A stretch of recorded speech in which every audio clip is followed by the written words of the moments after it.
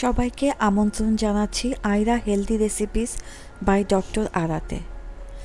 আজ আমি আপনাদের সাথে শেয়ার করতে যাচ্ছি খুবই স্বাস্থ্যসম্মত সুপার ফুড বলতে পারেন সজিনা, এবং তার সাথে আরও সুপার ফুড যাবে করলা এবং আলু দিয়ে রান্না। সজনা আমার প্রথম কয়েকটা পছন্দের খাবারের একটা, এবং আজকে যখন আমি এই ভিডিওটি বানাচ্ছিলাম আমি খুবই নস্টালজিক, কারণ সজনা হচ্ছে আমার ফার্ম এর থিসিসের one of the major subject. আমি এই সজনে নিয়ে অনেক রিসার্চ করেছি। তো আজকের এই রেসিপিটা তো শেয়ার করব, দেখবেনই। তার সাথে অনেক স্বাস্থ্যসম্মত বেসিক কিছু ইনফরমেশন আমি সজনে সম্পর্কে দিব। সজনে সম্পর্কে বলার তার হেলথ বেনিফিট এত আছে, আসলে সেটা নিয়ে চাইলে অনেক বড় একটা এপিসোডই করা যায়, যদি কখনো সম্ভব হয় করব। কিন্তু আজকে আমি শুধু বেসিক কয়েকটা জিনিস বলবো, তো সম্পূর্ণ ভিডিওটিতে আমার সাথে থাকুন। অবশ্যই আমি এখানে সজনে পরিষ্কার করে নিচ্ছি। তো এই ফাঁকে সজনে কাটতে কাটতে আমি আপনাদেরকে কয়েকটা বেসিক জিনিস বলতে চাই, যে সজনের শাক, সজনে এবং সজনের ফুল তিনটা পোর্শনই আমরা খাই। তার মধ্যে সজনের পাতা প্রচুর পরিমাণে ভিটামিন এবং মিনারেল আছে, এবং ডায়াবেটিসের জন্য খুবই ভালো, হার্টের জন্য খুবই ভালো, ওজন কমানোর জন্য ভালো, কোলেস্টেরল ম্যানেজমেন্টের জন্য ভালো। তাহলে বুঝতেই পারছেন যে এটা কেন আমরা সুপার ফুড বলি।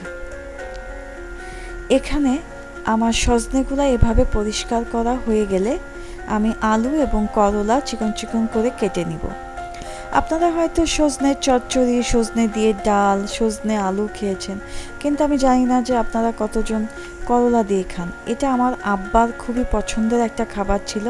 আমার আব্বা সবসময় খুব হেলদি খাবার খাইতে পছন্দ করতেন, এবং সে প্রফেশনালি প্র্যাকটিস না করলেও সে হোমিওপ্যাথি পড়াশোনা করেছেন প্রফেশনালি, কিন্তু তিনি প্র্যাকটিস করতেন না, তার পেশা অন্য ছিল, কিন্তু তার অনেক নলেজ ছিল এবং সে সবসময় হেলদি খাবার খাইতেন। এবং আলহামদুলিল্লাহ সে যখন মারা গেছেন তার বয়স প্রায় 85-র ওপরে ছিল, এবং তার কোনো অসুখ বালাই ছিল না। বলতে পারেন সে বার্ধক্যজনিত কারণে চলে গেছেন আমাদের কাছ থেকে চিরবিদায়। তো এই জন্য এই রেসিপিটা আমার কাছে খুবই স্পেশাল। তো দেখেন আমি পেঁয়াজ, কাঁচামরিচ, অলিভ অয়েল ইউজ করেছি দিয়ে ভাজবো। আর এখানে পেঁয়াজ কাঁচামরিচের সাথে রসুন যাবে, আর ধনে, হলুদ এবং অল্প জিরে এবং ধনিয়ার গুঁড়া যেটা বললাম, আর মরিচ সামান্য, যেহেতু আমি অনেকটা কাঁচামরিচ ব্যবহার করেছি। তাহলে সজনা সাধারণত যারা হাই ব্লাড প্রেশারের রোগী তাদের জন্যও খুব উপকারী। আমি যখন মাস্টার্সে রিসার্চ করেছি, আমার অনেকগুলো ভালো ভালো ইন্টারন্যাশনাল জার্নালে পাবলিকেশনস আছে। আমি সাধারণত র্যাট, মাইসের উপর আমার পরীক্ষাগুলো চালিয়েছি। অনেকগুলো রিসার্চের সাথে আমার সজনার পাতাও একটা ছিল। তো এটা আসলে খুবই উপকারী। আমিও ভালো পজিটিভ ফল পেয়েছি, এবং সেটা পাবলিশড হয়েছে ইন্টারন্যাশনাল রেপুটেটেড জার্নালে। সো আপনারা যাদের blood pressure, cholesterol problem, diabetes, এই ধরনের ওজন, অনিয়ন্ত্রিত ওজন বা ওবেসিটি, আপনারা যদি পারেন সজনা, করলা এই জিনিসগুলো বেশি বেশি করে খাওয়ার চেষ্টা করবেন। জানি সজনা একটু এক্সপেন্সিভ, তারপরেও বাংলাদেশে তো আপনারা পান বছরে, কিন্তু আমার সজনা এত পছন্দ।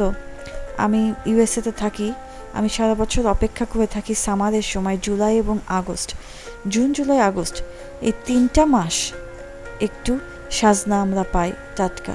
তাছাড়া আমাদের সজনা পাওয়ার কোনো উপায় নেই। আর ওই ফ্রোজেন সজনা খেতে ভালো লাগে না। তো সজনার শাক খাবেন, সজনার শাকের ভর্তা খাবেন। আমি অবশ্য সজনার শাকের ভর্তার রেসিপিটাও আপনাদের সাথে শেয়ার করব। আসলে পাতা পাচ্ছি না, অ্যাভেলেবল পাইলেই করব। এবং সেই সময় আমি আরও ডিটেলস নিউট্রিশন সম্পর্কে আলোচনা করব। তাহলে দেখুন আমার রান্নাটা হয়ে গেছে। এটা হালকা ঝোলঝোল হবে, খেতে খুবই মজা। আপনাদের যদি তেতো লাগে করলাটা বাদ দিতে পারেন। লাইক, শেয়ার, কমেন্ট এবং সাবস্ক্রাইব করে আমার সাথে থাকবেন